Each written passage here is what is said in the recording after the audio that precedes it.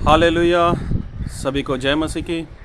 मैं अमरीक जॉय और मेरा YouTube channel Hindi Punjabi Bible study, इस चैनल के ऊपर मैं आपका स्वागत करता हूं और प्रभु पिता का धन्यवाद करता हूं कि आज एक बार फिर प्रभु पिता ने समय दिया कि आप लोगों के साथ परमेश्वर के वचन को बांट सकूं। सभी लोगों से मैं एक बात कहना चाहता हूं, जितने भी लोग आप वीडियो देख रहे हो तो आप इस वीडियो को अंत तक देखें, ताकि आज जो बात परमेश्वर हमें सिखाने जा रहे हैं वो बात आपके लिए, मेरे लिए, हम सभी के लिए बहुत ही अहम है, बहुत ही खास बात है। क्योंकि हम लोग जो मसीह के ऊपर विश्वास करते हैं, हम लोग सभी यही चाहते हैं कि हम लोग बचाए जाएं और हम स्वर्ग में चले जाएं। और बाइबल में लिखा भी है कि जितने लोग विश्वास करेंगे और जितने लोग विश्वास करते हैं तो वो स्वर्ग में जाएंगे। लेकिन जिस तरह से सुनते आ रहे हैं, आपने भी सुना है, मैंने भी सुना है, तो हम लोगों को बताते भी हैं कि हमारे प्रभु यीशु मसीह आएंगे, प्रभु यीशु मसीह आएंगे और प्रभु यीशु मसीह अपने लोगों को अपने साथ स्वर्ग लेकर जाएंगे। लेकिन एक बात कहना चाहता हूं कि प्रभु यीशु मसीह जब आएंगे, और जैसा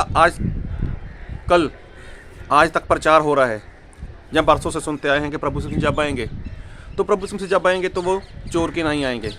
और क्या करेंगे? वो अपनी कलीसिया को उठाकर लेकर जाएंगे। और जो प्रभु यीशु मसीह की कलीसिया है, तो उसके बारे में ऐसा लिखा है कि वो दुल्हन है और प्रभु यीशु मसीह वो दूल्हे हैं। तो प्रभु यीशु मसीह की जो कलीसिया, जो दुल्हन है, क्या दूल्हा कभी उसको दुख में डालेगा? क्या दूल्हा कभी अपनी दुल्हन को उस विपदा से, उस परेशानी से, उस विपत्ति से निकलने देगा?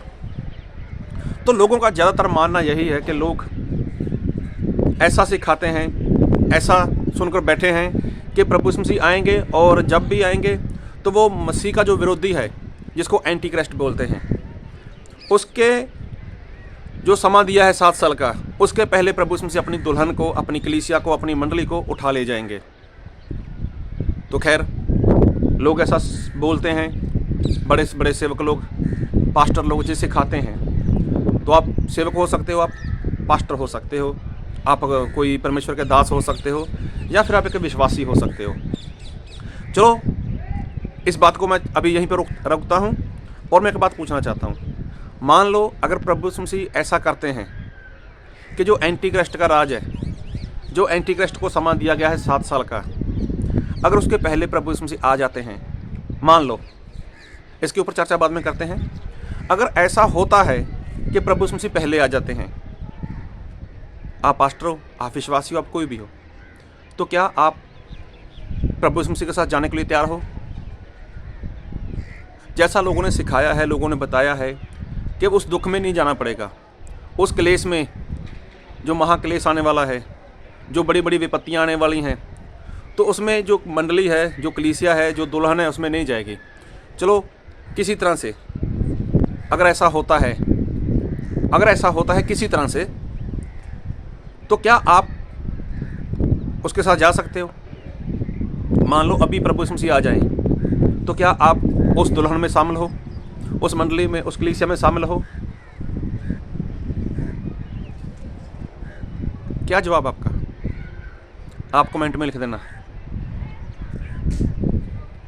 आपका जवाब क्या है? अगर प्रभु यीशु मसीह आ जाते हैं, एंटी क्राइस्ट के समय से पहले ही आ जाते हैं, तो आपका जवाब क्या है? क्या आप जा सकते हो साथ में? खैर, कमेंट का जो भी कमेंट करोगे तो पता चल जाएगा। लेकिन मैं एक बात कहना चाहता हूँ कि ऐसा जो लोग बोलते हैं कि प्रभु यीशु मसीह आएंगे और दुल्हन को लेकर चले जाएंगे, उसके बाद विपत्ति आएगी, उसके बाद मुश्किल होगी, उसके बाद एंटी क्राइस्ट का राज खड़ा होगा, तो मैं एक बात बोलना चाहता हूँ, ये गलत बात है। ऐसा नहीं होगा, ऐसा कभी होगा ही नहीं, क्योंकि बाइबल में ऐसा लिखा है। मैं आपके लिए वचन पढ़ना चाहूँगा और मैं पढ़ना चाहूँगा आपके लिए। बात को बहुत ध्यान से सुनना। आज परमेश्वर हमसे कुछ बात करना चाहते हैं और मैं पढ़ूँगा आपके लिए 2 तीमुथियुस उसका 3 अध्याय उसके 12 वचन से। पर जितने मसीह यीशु में भक्ति के साथ जीवन बिताना चाहते हैं, वह सब सताए जाएंगे। तो देखो, बाइबल में ऐसा लिखा है, जितने लोग मसीह यीशु में भक्ति के साथ जीवन बिताना चाहते हैं, उन सभी का सताव होगा, वो सभी लोग सताए जाएंगे। तावट किसकी होगी? जो कलीसिया है, जो मंडली है, जो आत्मा और सच्चाई के साथ चलती है, तो उसकी तावट पक्का होगी। तो और मैं एक वचन पढ़ूंगा आपके साथ, और मैं वचन पढ़ूंगा आपके लिए पहला पतरस उसका 2 अध्याय, पहला पतरस उसका 2 अध्याय, और मैं पढ़ूंगा आपके लिए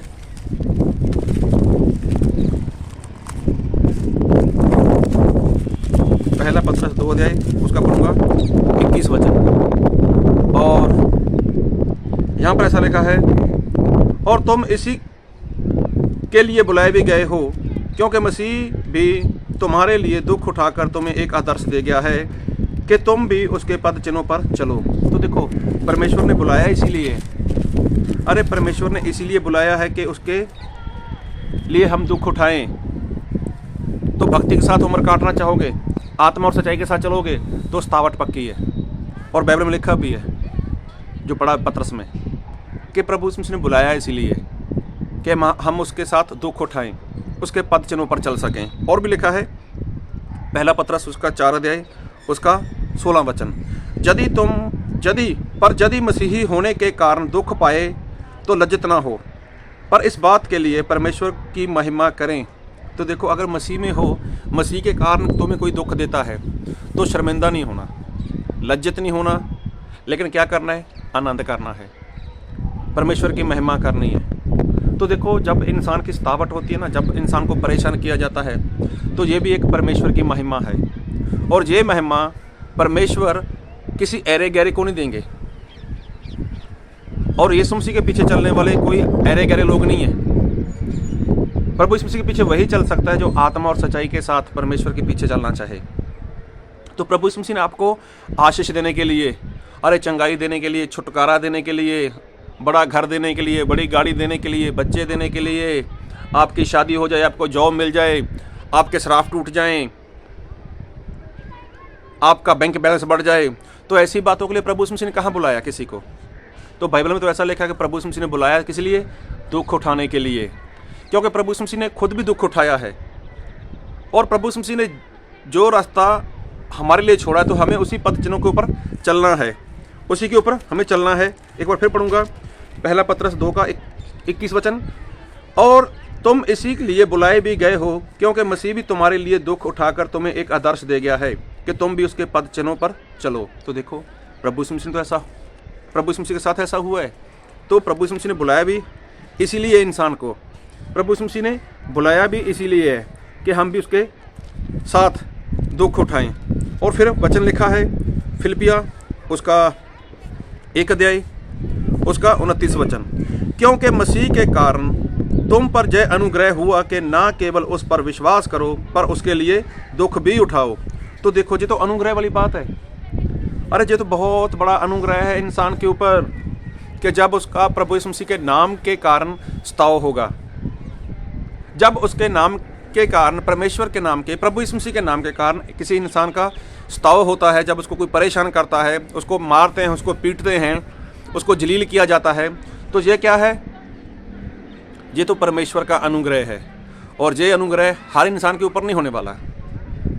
अरे गहरे नथु गहरे के ऊपर ऐसा अनुग्रह परमेश्वर का नहीं होने वाला, लेकिन ये अनुग्रह तो किसी स्पेशल इंसान के लिए परमेश्वर अनुग्रह करेंगे। और किसके लिए? जो प्रभु यीशु मसीह की खातर दुख उठाएगा। तो देखो, प्रभु यीशु मसीह ने इंसान को बुलाया इसीलिए है। और एक वचन पढ़ना चाहूँगा आपके लिए मैं, और फिर पढ़ूंगा मैं आपके लिए रोमियो उसका 8 अध्याय उसका 17 वचन, और यदि संतान हैं तो वारिस भी, वरन परमेश्वर के वारिस और मसीह के संगी वारिस हैं, कि जब हम उसके साथ दुख उठाएं तो उसके साथ महिमा भी पाएं। तो देखो, यहाँ पर भी स्पष्ट लिखा है कि जब हम मसीह के साथ दुख उठाते हैं, जब मसीह के साथ दुख उठाएंगे, तो हम क्या पाएंगे? महिमा पाएंगे। तो देखो, कितनी जगह पर लिखा है कि दुख मिलेगा, दुख मिलेगा। अगर आप मत्ती रचित सुसमाचार उसका 5 अध्याय पढ़ो, तो वहाँ पर भी तो लिखा है, उसके 5 का 10, 11, 12 में, उसके 5 के 10, 11 में लिखा है। और क्या लिखा है, मैं एक बार वो भी पढ़ दूंगा। तो पढ़ना मुझे इसलिए पढ़ रहा है कि आप लोगों को कुछ समझ आए। नहीं तो आप अपना बाइबल लेके बैठ सकते हो, बाद में पढ़ सकते हो या साथ में पढ़ सकते हो। तो इसलिए मुझे पढ़ना पड़ता है और कई बार वीडियो लंबा चला जाता है। तो लेकिन मैं चाहता हूँ कि मैं अच्छे से इसको पढ़ सकूँ और आप सुन सको। मत्ती रचित सुसमाचार 5 अध्याय उसका 10 वचन, धन्य है वे जो धार्मिकता के कारण सताए जाते हैं, क्योंकि स्वर्ग का राज्य उन्हीं का है। तो देखो, जिसको राज्य चाहिए, जिसको स्वर्ग चाहिए, तो उसका डेफिनेटली, उसका पक्के तौर पर ये कन्फर्म है कि उसकी सतावट होगी, उसको सताया जाएगा। और 11 में ऐसा लिखा है, धन्य हो तुम जब मनुष्य मेरे कारण तुम्हारी निंदा करें और सताएं और झूठ बोलकर तुम्हारे विरोध में सब प्रकार की बुरी बात कहें। तो देखो, ये भी धन्य आशीषित है ये भी इंसान। फिर लिखा 12 में, तब आनंदित और मगन होना, क्योंकि तुम्हारे लिए स्वर्ग में बड़ा फल है, इसलिए कि उन्होंने उन भविष्यवक्ताओं को जो तुमसे पहले थे इसी रीति से सताया। तो देखो, बाइबल में लिखा है सताए जाएंगे, सताया, मतलब सारी जगह पर हमने जहाँ पर पढ़ा है तो यहाँ पर ऐसे एक ही बात मिलती है कि प्रभु यीशु मसीह के पीछे जो आत्मा और सच्चाई के साथ चलना चाहता है उसकी सतावट होगी। तो मैंने जो सवाल किया था, अगर मान लो जैसा लोगों ने सिखा रखा है, अरे ज़्यादातर यही लोग बोलते हैं कि प्रभु यीशु मसीह अपनी दुल्हन को, अपनी कलीसिया को, एंटी क्राइस्ट का जो समा आने वाला है, जो मसीह का विरोधी का समा आने वाला है, उसके पहले प्रभु यीशु मसीह अपनी कलीसिया को उठा लेंगे। तो मैंने बीच में सवाल किया था, मान लो अगर ऐसा होता है, ऐसा हो जाता है कि प्रभु यीशु मसीह अपनी कलीसिया को उठा लेते हैं, तो आप कहाँ पर हो? क्या आप कलीसिया में जा सकते हो? क्या आप उस मंडली में प्रभु यीशु मसीह के साथ उठाए जा सकते हो? ऐसा होने वाला नहीं है, ऐसा होने वाला ही नहीं है। ये तो मैंने एक सवाल रखा आप लोगों के आगे, क्योंकि सतावट होने वाली है, आपको परेशान किया जाएगा। और वचन में ऐसा लिखा है, एक वचन और पढ़ूंगा आपके लिए मैं, प्रकाशित वाक्य उसका 20 अध्याय उसके 4 वचन से, फिर मैंने सिंहासन देखे और उन पर लोग बैठ गए और उनको न्याय करने का अधिकार दिया गया। मैंने उनकी आत्माओं को भी देखा जिनके सिर यीशु की गवाही देने और परमेश्वर के वचन के कारण काटे गए थे, और जिन्होंने ना उस पशु की और ना उसकी मूर्ति की पूजा की थी और ना उसकी छाप अपने माथे और हाथों पर ली थी। वह जीवित होकर मसीह के साथ 1000 वर्ष तक राज्य करते रहे। तो देखो, परमेश्वर का दास ऐसा बोलता है कि मैंने उन लोगों को देखा वहाँ पर, जिनके सर प्रभु यीशु मसीह की गवाही के कारण, अरे परमेश्वर के वचन को, प्रभु यीशु मसीह के वचन को बांटने के कारण जिनको मार डाला गया, जिनको काट डाला गया, जिनको ख़त्म कर डाला गया, मैंने उन लोगों को वहाँ पर देखा। और उन लोगों को भी देखा जिन लोगों ने अपने माथे के ऊपर वो जो एंटी क्राइस्ट की मोहर है 666, वो मोहर ना तो अपने माथे पर ली और ना ही अपने हाथ पर ली। और दूसरी बात कि उन लोगों ने उस दरिंदे की, जो एंटी क्राइस्ट रहेगा, जो मसीह का विरोधी रहेगा, उसकी मूर्ति की पूजा नहीं की। तो देखो, उसका राज तो है ही, और उसके राज में ही वो ये ऐलान करने वाला है कि अपने माथे के ऊपर 666 की मोहर ले लो, अपने हाथ के ऊपर 666 की मोहर ले लो और मेरी मूर्ति की पूजा करो।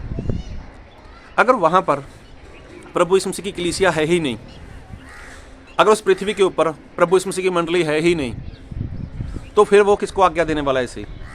अरे किसके माथे के ऊपर वो मोहर लगाएगा? किसके हाथ के ऊपर मोहर लगाएगा? किसके हाथ के ऊपर मोहर लगाएगा? क्योंकि वो तो वही लोग रहेंगे ना धरती के ऊपर, इस पृथ्वी के ऊपर वही लोग रहने वाले हैं जिनके ऊपर परमेश्वर का आत्मा नहीं होगा, जिनके अंदर पवित्र आत्मा नहीं होगा। वो लोग तो यहीं पर रह जाएंगे। तो जो है ही शैतान के, जो परमेश्वर के है ही नहीं, वो तो है ही शैतान के, क्योंकि शैतान का आत्मा उनके अंदर होगा। तो क्या उनको बोलेगा शैतान? वो मसीह का विरोधी एंटी क्राइस्ट उनको बोलेगा अरे मेरी मोहर लो, मेरी मूर्ति की पूजा करो? तो उनको नहीं बोलने वाला। लेकिन उसके राज्य में जो मसीह को मानने वाले लोग होंगे, जो आत्मा और सच्चाई के साथ चलने वाले लोग होंगे, उनके लिए ये ऐलान होगा कि धरती पर जितने भी लोग हैं, सभी लोग मेरी मूर्ति की पूजा करो और अपने माथे के ऊपर, अपने हाथ के ऊपर 666 की मोहर लो। तो जो मोहर नहीं लेगा उसको क्या है, वो मार डालेगा। क्यों मार डालेगा? क्योंकि वो परमेश्वर के पीछे चलने वाले हैं, वो लोग आत्मा के साथ भरपूर हैं। तो देखो तब उनका सताव होगा, उनको परेशान किया जाएगा, उनको मार डाला जाएगा। आप लोगों ने बहुत बार वचन सुना भी होगा, दानियल के समय में जब नबूकदनेस्सर राजा ने ऐलान किया था कि मेरी मूर्ति की पूजा की जाए, तो वहाँ पर कितने लोग पकड़े गए थे? 3 लोग। 3 लोगों ने बोल दिया था हम आपकी मूर्ति की पूजा नहीं करेंगे। तो वैसा तो होने वाला है वहाँ पर। हाँ, वहाँ पर ऐसा कि परमेश्वर बचाएंगे, परमेश्वर सहायता करेंगे। लेकिन ये जो लोग प्रचार कर रहे हैं ना कि कलीसिया पहले उठाई जाएगी, मंडली पहले उठाई जाएगी, अरे ऐसा होगा ही नहीं। तो प्रभु यीशु मसीह ने जब आना है तो एक ही बार आना है अभी, बस दूसरी बार वो नहीं आने वाले। तो प्रभु यीशु मसीह जब एक बार आएंगे, अपनी दुल्हन को लेकर चले जाएंगे, तो फिर वो दूसरी बार किसके लिए आने वाले हैं? जब जो दूल्हा होता है ना, दूल्हा, तो दूल्हा बारात एक बार लेकर आता है, बार बार बारात लेकर नहीं आएगा कभी। अरे 2 बार कहाँ बारात लेकर आने वाला है वो? दूल्हे की एक बार शादी होती है। अगर आप दूसरा कुरिन्थियों उसका 11 अध्याय उसका 2 वचन पढ़ो तो वहाँ पर लिखा है कि परमेश्वर का दास बोलता है कलीसिया के लिए, मंडली के लिए, कि मैंने तुम्हारी मंगनी कर दी। मतलब प्रभु यीशु मसीह के साथ मंगनी हो गई, तो उसकी बारात आएगी तो एक ही बार ही आएगी ना। हो सकता है आपने अपने बच्चों की शादी की हो सकता है आप भी शादीशुदा हो, तो आपकी बारात कितनी बार गई थी? 1 बार या 2 बार? तो कोई ऐसा मत बोल देना बीच में जिसने 2 बार शादी की हो कि मेरी 2 बार गई थी। ऐसा नहीं है, शादी 1 बार ही होती है। तो प्रभु यीशु मसीह वो दूल्हे हैं, तो जब वो आएंगे ना तो अपनी मंडली को, अपनी कलीसिया को, अपनी दुल्हन को लेने के लिए वो 1 बार ही आएंगे। और वो अब उसी वक्त आएंगे जब एंटी क्राइस्ट का समय चल रहा होगा, जब मसीह के विरोधी का समय चल रहा होगा, जब वो लोगों को मार रहा होगा, लोगों की सतावट कर रहा होगा। और मसीह की जो कलीसिया है, जो प्रभु यीशु मसीह की मंडली है, जो प्रभु यीशु मसीह की दुल्हन है, वो इसी धरती के ऊपर होगी। और शैतान ऐसे ही लोगों के लिए, जो आत्मा और सच्चाई के साथ चलने वाले ना, ऐसे ही लोगों के लिए वो आज्ञा देने वाला है कि मेरी मूर्ति की पूजा करो। अपने माथे के ऊपर, अपने हाथ के ऊपर वो 666 मतलब 666 वाला निशान ले लो। तो वहाँ पर जो लोग प्रभु यीशु मसीह के ऊपर विश्वास करते हैं, जिन लोगों ने पवित्र आत्मा लिया है और आज तक पवित्र आत्मा के अनुसार जीवन जीते हैं, वो लोग कभी भी ऐसा नहीं करेंगे कि वो उस मूर्ति की पूजा करें। वो कभी ऐसा नहीं करेंगे कि वो 666 666 की मोहर अपने ऊपर ले लें। तब जो मसीह का विरोधी है वो क्या करेगा? उनको ख़त्म कर डालेगा, उनको मार डालेगा। तो यहाँ पर स्पष्ट लिखा है कि उन लोगों ने ना तो उसकी मूर्ति की पूजा की और ना 666 का निशान लिया। तो बात को बहुत ध्यान से सुनना। प्रभु यीशु मसीह में जितने भी लोग आए, जितने भी सेवक आए, सभी का उस्ताव हुआ। पतरस, उसके साथी लोग, पौलुस, वो भी, इस्तीफान, सभी लोगों को सताया गया। कितने भविष्यवक्ता, उनको जेल में डाल दिया गया, उनको मार डाला गया। अरे क्या क्या हुआ उनके साथ, कितना दुख उठाना पड़ा उनको। तो प्रभु यीशु मसीह ने जो आपको बुलाया है, जो मुझे बुलाया, जो हम सभी को बुलाया है, तो हमें ऐसा ही नहीं कि चंगाई मिल गई, वीज़ा लग गया, बच्चे मिल गए, जॉब मिल गई, रुपया पैसा बढ़ गया, अच्छा सा घर हो गया, अच्छी सी गाड़ी हो गई, इसके लिए नहीं बुलाया प्रभु यीशु मसीह ने। प्रभु यीशु मसीह ने बुलाया मेरे साथ दुख उठाओ। तो देखो, जितने भी लोग भक्ति के साथ जीवन जीना चाहते हैं मसीह में, सभी की सतावट होगी। तो प्रभु यीशु मसीह जब संसार में आए थे, तो वो कौन सा किसी की शादी करवाने के लिए आए थे भाई? वो कौन सा किसी को ऐसा आशीष देने के लिए आए थे? वो कौन सा भूखों को खाना खिलाने के लिए आए थे, या बीमारों को चंगा करने के लिए आए थे? लिखा है ऐसा कि प्रभु यीशु मसीह ने किया। वो प्रभु यीशु मसीह का मेन मकसद नहीं था। तो बाइबल में ऐसा लिखा है कि प्रभु यीशु मसीह अपनी जान देने के लिए आए थे। तो मेन टारगेट प्रभु यीशु मसीह का वही था। भूत प्रेत तो प्रभु यीशु मसीह के चेले लोग भी निकालते थे। तो प्रभु यीशु मसीह का जो मेन मकसद था वो था जान देना, लहू बहाना। तो प्रभु यीशु मसीह पूरा दिन तो लोगों को सुसमाचार बांटते थे, बीमारों को चंगा करते थे, लेकिन रात में अकेले पर्वत के ऊपर चले जाते थे, पहाड़ के ऊपर चले जाते थे। क्या करते थे? वहाँ पर प्रार्थना करते थे। किस विषय में? कि पिता, जो समय मेरे लिए आ रहा है, जिस समय के लिए मैं यहाँ पर आया हूँ, तो उस समय में मैं आप में बना रहूँ, आपका इनकार ना कर पाऊँ, मुझसे कुछ गलत ना हो जाए।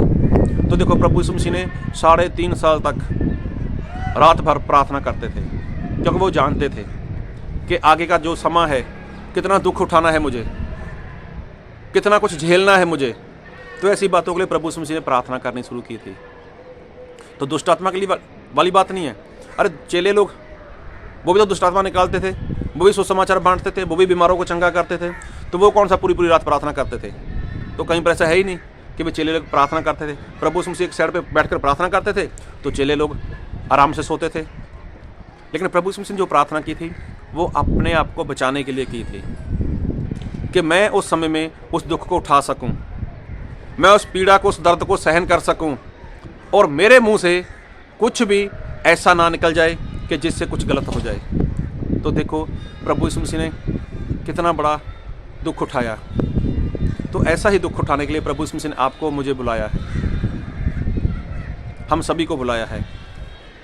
तो ये पक्की बात है कि सतावट होगी, दुख मिलेगा, और उसी दुख में से, उसी महाक्लेश में से उस कलीसिया को निकलना होगा। उसी क्लेश में से कलीसिया को निकल कर जाना पड़ेगा। तो ऐसा मत सोचो, किसी के भरमावे में मत आओ, किसी के बहकावे में मत आओ कि नहीं प्रभु यीशु मसीह पहले उठाएंगे। नहीं उठाएंगे प्रभु यीशु मसीह, प्रभु यीशु मसीह बाद में आएंगे। अगर आप दानियल पढ़ोगे 9 अध्याय तो वहाँ पर लिखा है कि एक सप्ताह, मतलब 17वां साता, मतलब 7 साल वो एंटी क्राइस्ट को दिए गए हैं। तो देखो 7 साल का जो महाक्लेश है वो शैतान के लिए दिया गया है, जो मसीह का विरोधी है उसको दिए गए हैं। लेकिन उसके बीच हमें जीवन जीना है।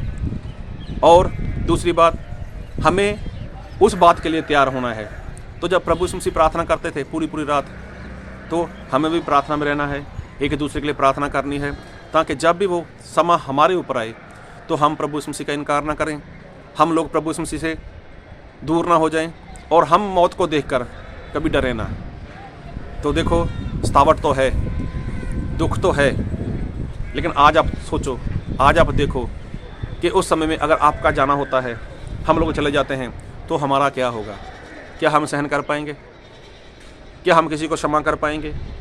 क्या हम किसी को प्रेम कर पाएंगे? तो प्रभु यीशु मसीह ने आखिर तक सभी को प्रेम किया।